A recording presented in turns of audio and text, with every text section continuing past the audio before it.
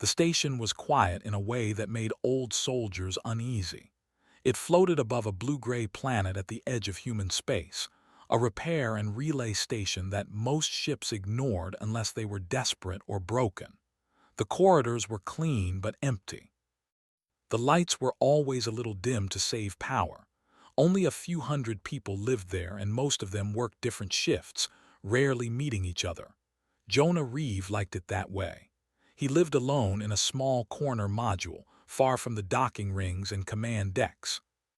After the war, quiet felt safer than crowds. Machines made sense. People did not. Jonah was a former infantry soldier, discharged after the First Contact War ended.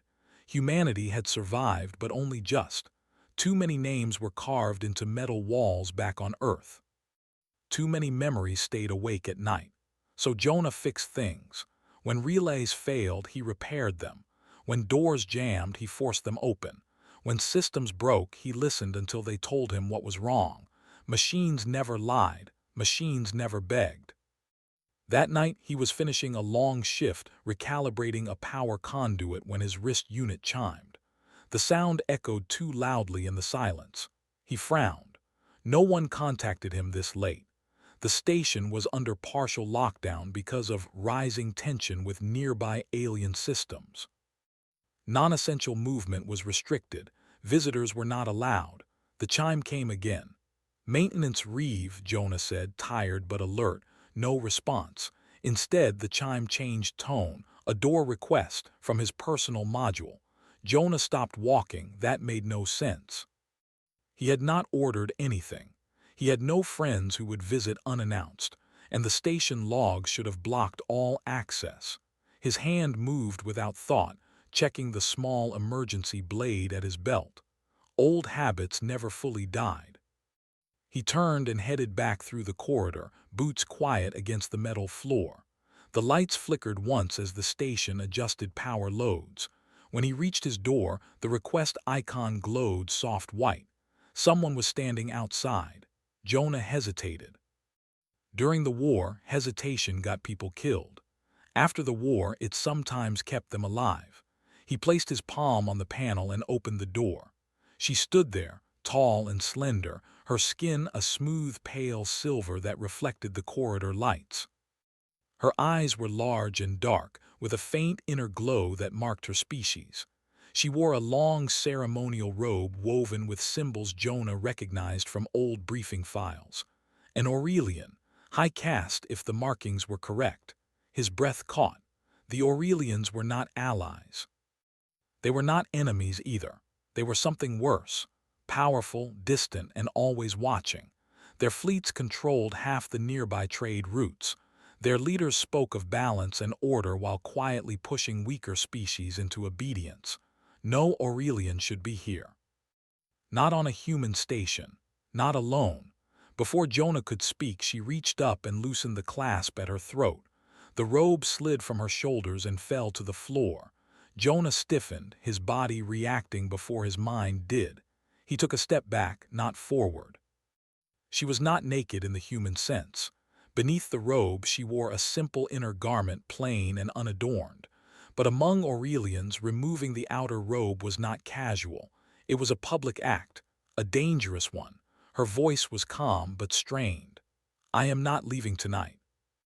The words were clear, perfect human standard. Jonah stared at her, heart pounding. "You should put that back on," he said slowly. "Whatever this is, you shouldn't be here." She did not move.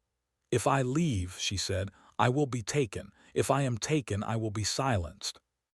If I am silenced, many will die." Jonah glanced down the corridor, empty. No alarms yet. "You need to explain," he said. "Now." She stepped forward just one step, stopping at the threshold. "My name is Celira," she said. "I am a truth-bearer of the Aurelian conquered." Jonah's stomach tightened. Truth-bearers were rare. Political observers, intelligence gatherers, and judges wrapped into one. Wherever they went, change followed, often violent change. "You picked the wrong door," Jonah said. "No," Celira replied. "I picked the only one that would open." Jonah laughed once, short and humorless. "You don't know me." "I know enough," she said. You defended civilians during the siege of Karin Station. You disobeyed orders to withdraw. Jonah went very still. That file is sealed. She tilted her head. Not to me. He closed the door partway, leaving only a narrow gap. You need to leave, he said again. If station security finds you here. They will, Celira said. Soon. As if summoned by her words, a distant hum passed through the station. The lights dimmed slightly.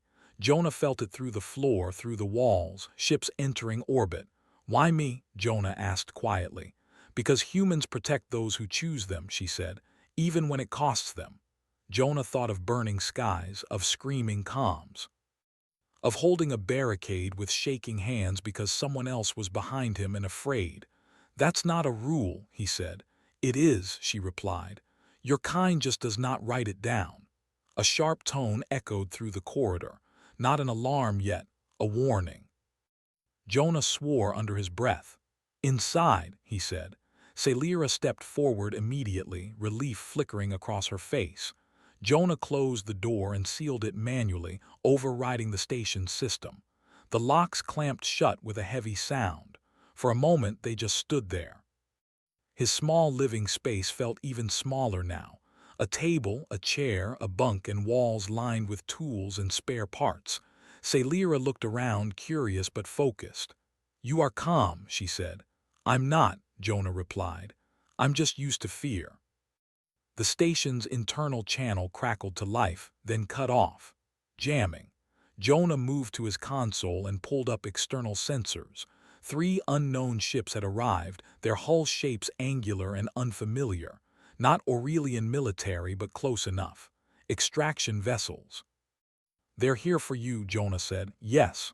What did you do? I listened, Celira said, and I refused to stay silent. Jonah shook his head. That gets people killed. She met his eyes. So does silence. Another vibration ran through the station as docking clamps engaged somewhere far above. Security would be moving now, and if they found her in his room, there would be questions. Questions Jonah could not answer without dying or worse. He paced once, then stopped. How long can you stay hidden? He asked. Not long, Celira said. My presence is detectable to my people's sensors. Jonah exhaled slowly. Then we don't hide, he said. She blinked. What? We move, Jonah continued. There are maintenance tunnels, old sections no one watches anymore. If they think you're still searching for shelter, we can buy time. Why are you helping me? She asked softly. Jonah paused. He thought of a child crying in a dark corridor years ago. Of a hand gripping his armor. Of choosing to stay when every order said run. Because you knocked, he said, and because I opened the door. A faint glow spread through Celira's eyes. Not fear, not hope, respect. The station lights flared suddenly as a full alert finally triggered. A calm artificial voice announced a security breach and instructed all personnel to remain in place. Jonah grabbed a tool pack and handed Celira a small comm unit. Stay close, he said. Do exactly what I say. She nodded without hesitation. As they slipped into the maintenance hatch behind his bunk, Jonah knew one thing with absolute clarity. This night would not end quietly, and whatever happened next, the galaxy was about to learn something it had forgotten. Humans did not abandon those who chose to stay. The maintenance tunnel was narrow, dark, and smelled of metal and old coolant. Jonah moved first, pulling himself along the ladder with practiced ease. Celira followed, her movements careful but fast. The hatch sealed behind them, cutting off the main corridor lights and leaving only Jonah's wrist lamp to guide the way. Above them, the station's alert continued to echo through distant speakers. Security teams would already be spreading out, following protocols written for human intruders, not alien truth-bearers. Jonah led them through a maze of old passages. These tunnels had been built during the station's first construction phase, before upgrades and automation. Most were no longer mapped in the main system. Jonah had worked on them years ago, patching leaks no one else bothered to fix. This way, he said quietly. Celira said nothing. She watched him closely, memorizing his movements, his decisions. Humans fascinated her, especially under pressure. They became sharper, more focused, almost more alive. They reached a junction where 3 tunnels split. Jonah paused and listened. Faint vibrations traveled through the walls, boots, heavy ones. "Security," he murmured. He tapped a panel on the wall, removed its cover, and crossed 2 cables with a small tool. The lights ahead flickered, then went out completely. A moment later, raised voices echoed from the tunnel to their left. Confused, disoriented, Jonah did not smile. He was already moving again. They climbed down another ladder into a wider service chamber. Old crates were stacked against one wall, covered in dust. A long-dead repair drone lay on its side like a forgotten animal. "This area is shielded," Jonah said. "Sensors won't read clearly," Celira finally spoke. "You planned this kind of escape before." "Not this," Jonah replied, "but close enough." He checked the comm unit he had given her. Static filled the channel. Jamming was now complete. "They're isolating the station," Jonah said. "That means this isn't just about you. They don't want witnesses." Celira folded her hands, a gesture of control in her culture. "Then my presence here has already changed the outcome." Jonah glanced at her.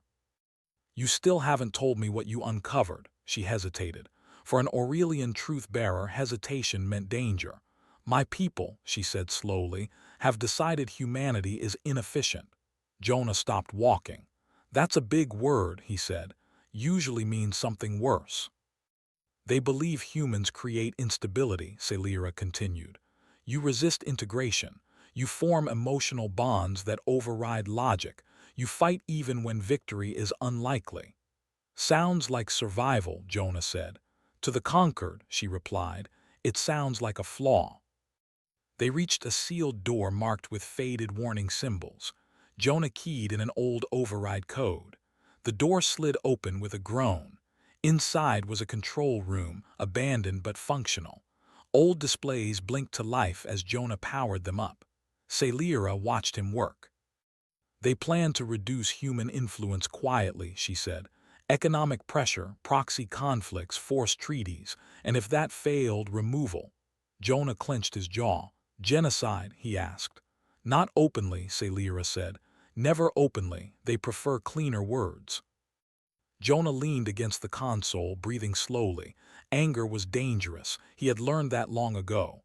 "And you," he said, "you decided to run." "I decided to warn you," she corrected. "I brought evidence, records, projections, names. Why not go to human command?" "They would not believe me in time," she said, "and my own people would intercept any official channel." Jonah looked at the displays. External sensors flickered in and out. More ships were arriving. "They know you're here," he said. "Yes.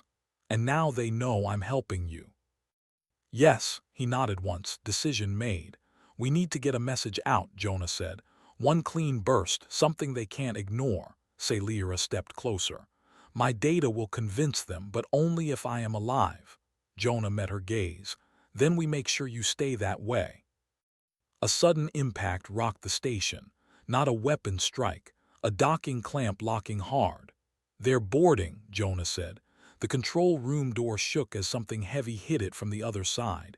Jonah moved fast. He pulled a portable power cell from a crate and slammed it into an auxiliary port. The displays flared brighter. "I can reroute the station's emergency beacon," he said. "It's old, analog, hard to jam completely." "Do it," Celira said. The door buckled inward. Jonah typed rapidly, fingers flying over the console. Lines of code scrolled past. He linked the beacon to the external array, boosting its range beyond safety limits. "Once this goes out," he said, "they'll know exactly where we are." "They already do," Celira replied. The door gave way with a scream of metal. Armed figures poured into the room. Not station security. Alien commandos. They were tall, armored, their weapons humming with contained energy. Their helmets glowed with targeting lights. Jonah stepped in front of Celira without thinking. A voice echoed from one of the commandos, translated instantly. "Step aside, human." "No," Jonah said. You are interfering with internal conquered matters.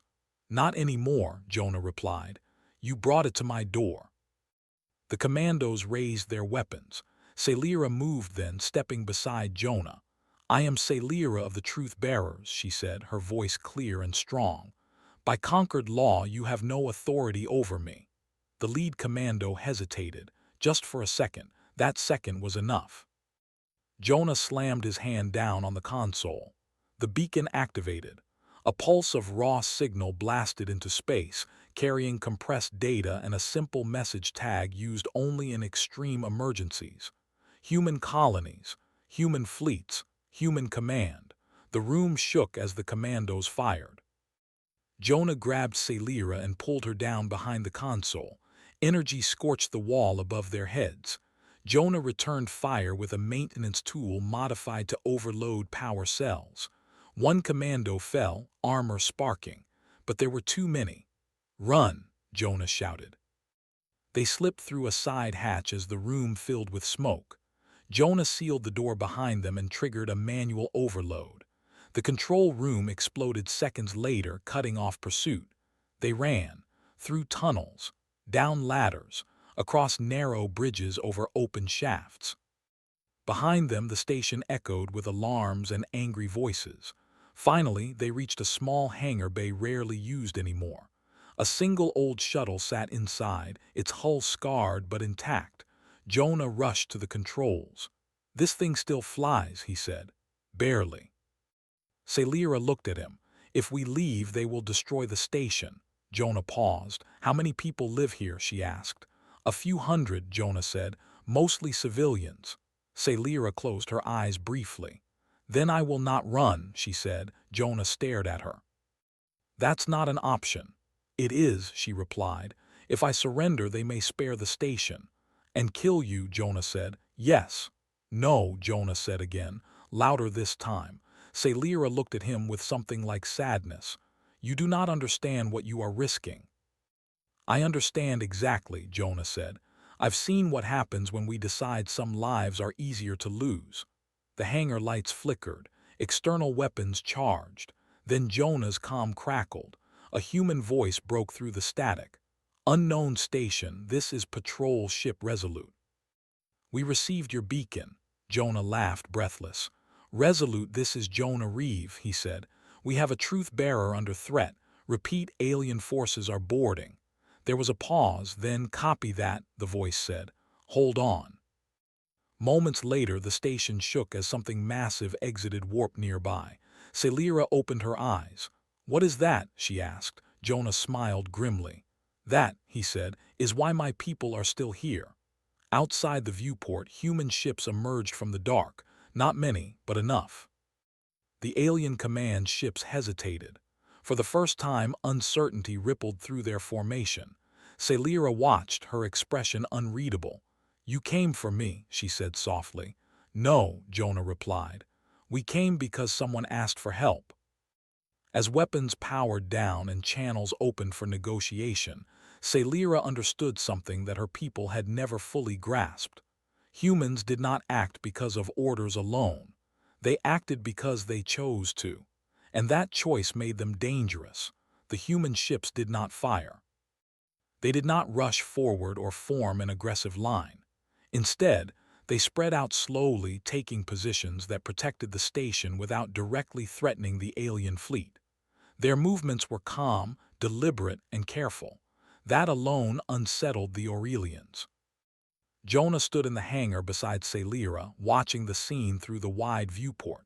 His hands were still shaking from adrenaline, but his mind was clear. Years ago, he would have expected explosions by now. Orders shouted. Missiles launched. Instead, human ships waited. Why are they not attacking? Salira asked quietly. Because we don't need to, Jonah replied. Not yet. A channel opened across all frequencies. The signal carried authority, not anger. This is Admiral Hayes of the United Human Fleet, the voice said. Alien vessels currently surrounding Outpost Theta 7. Identify yourselves and state your intent. The alien command ship responded after a long pause. Its tone was cold and precise. This station shelters a fugitive belonging to the Aurelian Concord.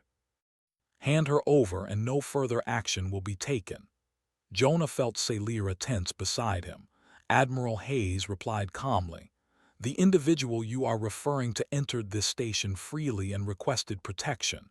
She is not a prisoner here." "That is irrelevant," the alien voice said. "She is ours." Jonah leaned closer to the console and activated a private channel. "They're testing us," he said, "seeing if we'll trade you to avoid trouble." Salira nodded. "That is how my people resolve most conflicts." "Well," Jonah said, "they're about to be disappointed." Admiral Hayes' voice returned, steady and firm. "Human law is simple," she said. "If someone asks for help and we choose to give it, that choice matters. We will not surrender her." Silence followed. Then a subtle shift. Alien ships adjusted position. Weapon systems charged, but not fully. A threat, not yet an attack. Salira looked at Jonah. "This may still end in violence." "Maybe," Jonah said, "but not the kind they expect." He turned to the shuttle console and pulled up the data Salira had given him earlier. Files upon files. Plans, projections, secret agreements. Everything the Conquered had hidden behind polite words.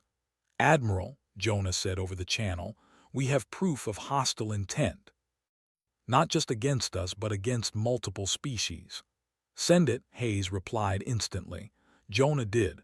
Across human networks the truth spread fast, faster than any missile, faster than fear. On alien channels confusion followed. Orders contradicted each other. Smaller allied species listening in began to ask questions the Conquered did not want to answer. Salira watched the data leave the station, her expression calm but heavy. "My life may not matter now," she said, "but the truth does." Jonah looked at her. "Your life matters too." Outside, one alien ship broke formation and pulled back slightly. Another followed.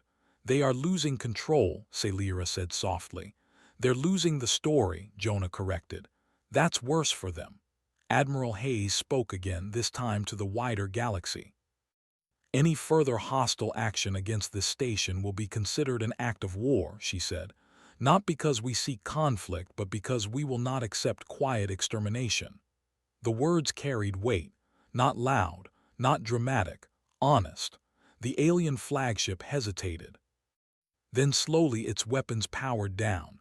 One by one the other alien ships followed. Jonah exhaled for the first time in what felt like hours. "It's over," he asked. "For tonight," Hayes replied. "But this will not be forgotten." The channel closed. In the hangar, emergency lights returned to normal. The station's alarms fell silent. Somewhere far above, civilians stepped out of hiding, unsure if they were safe yet. Salira closed her eyes. "They will brand me a traitor," she said. "If I return, I will not survive." Jonah nodded. "Then you don't return." She opened her eyes. "Your people will shelter me," Jonah smiled slightly. "You already know the answer." Days passed. The station became the center of galactic attention. Diplomats arrived, observers. Ships from species that had once bowed quietly to the Conquered now hovered nearby, listening carefully to human words. Jonah was questioned many times about the beacon, about his choices, about why he acted alone. He answered simply. "She knocked. I opened the door." Salira was given temporary asylum under human protection. She spoke openly now, not as a fugitive but as a witness. Her testimony shook old alliances and broke long-standing lies. Some called her dangerous, others called her brave, humans called her guest. One evening, Jonah stood in the same doorway where everything had begun. The corridor was no longer empty. People passed by, nodding at him, thanking him quietly. Salira stood beside him, wearing a simple human-style jacket over her inner garments. No robe, no rank symbols. "Your door has become famous," she said. Jonah snorted. "I should start charging rent." She smiled, a small but genuine expression. "Do you regret opening it?" she asked. Jonah thought of the fear, the running, the risk. He thought of a galaxy that now hesitated before stepping on humanity again. "No," he said. "I regret not doing it sooner." Far away in conquered space, leaders argued. Plans were rewritten. Some worlds quietly withdrew support. Others prepared for a future where humans could no longer be ignored or quietly erased. A simple truth spread through diplomatic circles, whispered at first, then spoken aloud. Humans were not the strongest species. They were not the most advanced. But if you asked for help and they chose to give it, they would stand between you and the dark, no matter the cost. And if you tried to take someone who had chosen to stay with them, you would learn what that choice meant. Jonah closed his door that night, not to shut the galaxy out, but to rest. For the first time since the war, he slept without dreams. And somewhere beyond the stars, the conquered began to fear a simple human habit they could never fully predict: opening the door.